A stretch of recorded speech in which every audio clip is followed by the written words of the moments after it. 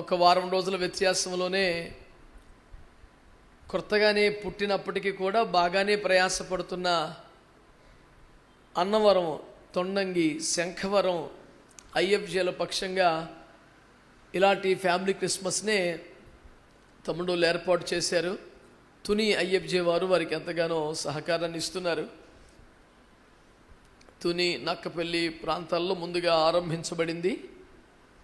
ఆపై మెల్లిగా అన్నవరం, తొండంగి, శంఖవరం ప్రాంతాల్లో ప్రారంభించబడి బుడి నడకలే అయినా తడబడకుండానే నడుస్తోంది. దాన్ని బట్టి ప్రభువుని స్తుతిస్తున్నాం. 9వ తేదీన అక్కడ ఫ్యామిలీ క్రిస్మస్ ఇట్లాగే ఏర్పాటు చేశారు. ఇట్లాగే మీరందరూ వస్తే కూడా ఇట్లాగే ఏమాత్రం అదరకుండా బెదరకుండా ఆతిథ్య మర్యాదలు చేసే ఉత్సాహంలో వారు ఉన్నారు. వారి పక్షంగా నేను వారి కోరిక మేరకు ఈ ఆహ్వానాన్ని తెలియజేస్తున్నాను.